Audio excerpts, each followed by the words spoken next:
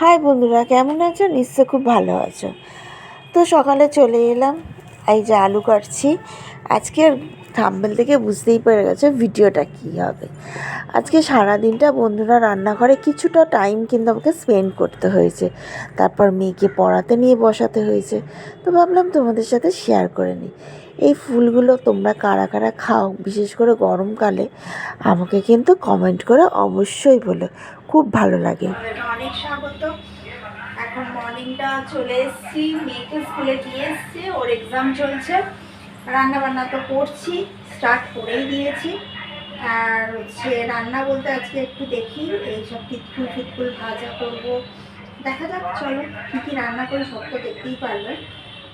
চলো সঙ্গে থাকো, ব্লগটা দেখো। চিকেন দিয়ে সিটি মেরেছি, এটা টিকিয়া বানাবো। আর এই দিকে তো দেখতেই পারলে, এটা করেছি, ভাজবো। আর এইখানে এই যে ছোলার ডাল ভিজিয়েছি, ছোলার ডাল রান্না করব। দিয়ে দিয়েছি, আর একটুখানি কাঁচা লঙ্কা দিয়ে দেবো একটু ঝাল ঝাল করার জন্য। তারপর আলুগুলো আগে একটু ভেজে নেবো।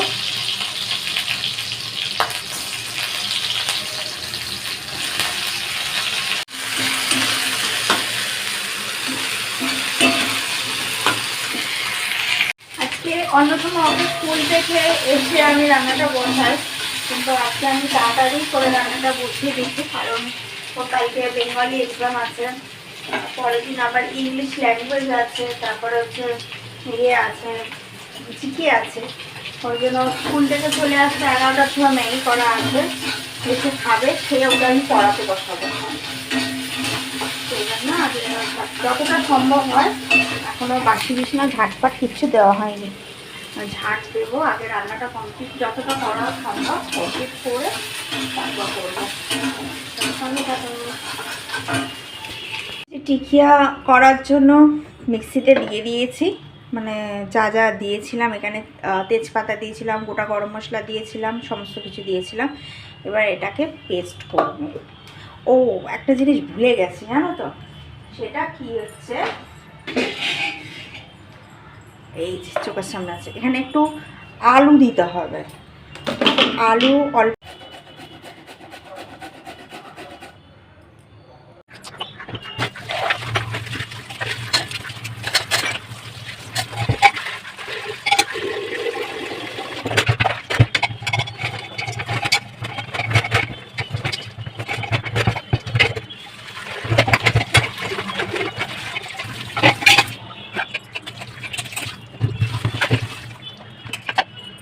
আমি রান্না করার সাথে সাথে রান্নার সময় অনেক ফেলে রাখে তারপর কাজ সারে, তা না।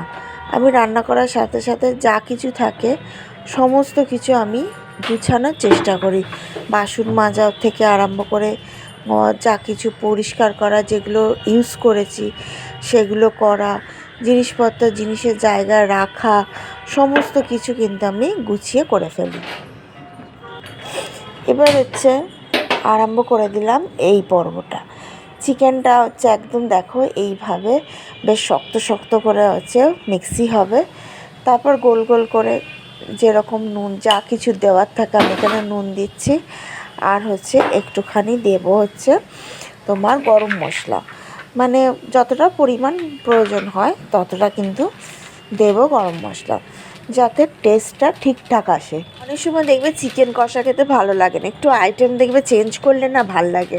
আর রান্নাঘরে দেখো, রান্নাঘরে আমরা রান্না করি সব রকম একই জিনিস, যদি বিভিন্ন রকম পদ নিয়ে যদি একটু রান্না করা যায়, তোমরাও করতে পারো, ভালো লাগে। চিকেনের অনেক সময় দেখবে সলিড চিকেন খেতে ইচ্ছা করে না, সেটা যদি আমরা টিকিয়া করে নিই ভালোই লাগে।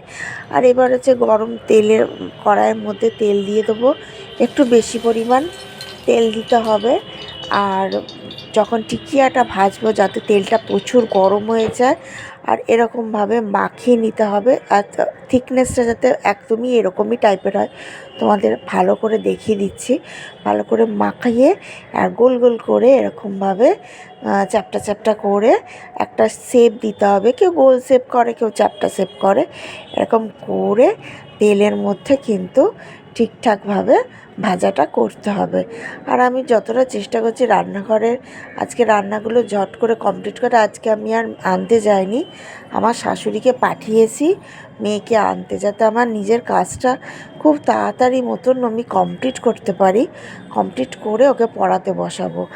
আজকে সারাদিনটাই রান্নাঘরে এইভাবেই নিজের কাজের মধ্যে আমি ব্যস্ততার মধ্যে করেছি।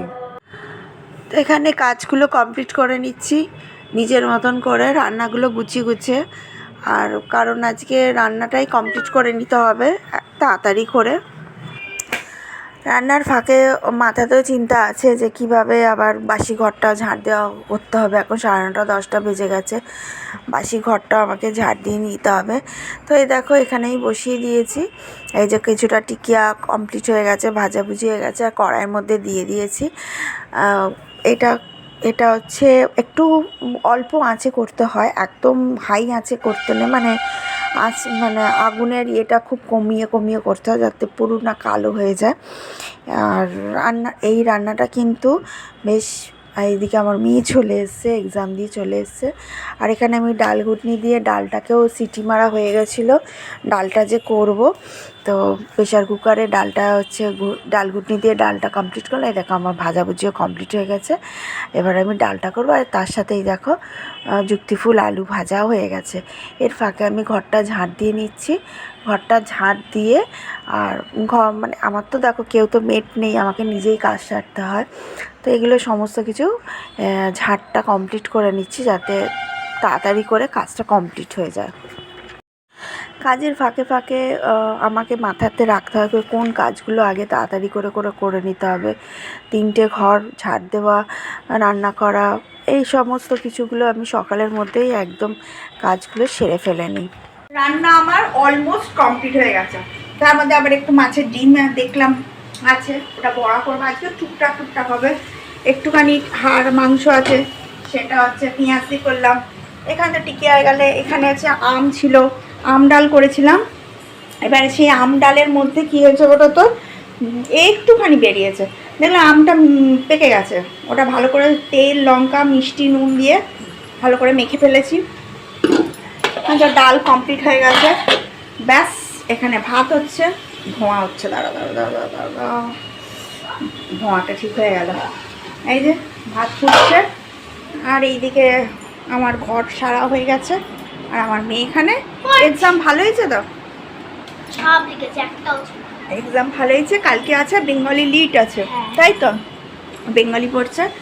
মোটামুটি লাইটগুলো অফ করি, অন্ধকার আছে তো কী আছে, দেখো ব্লগ করতে গেলে যা আছে তাই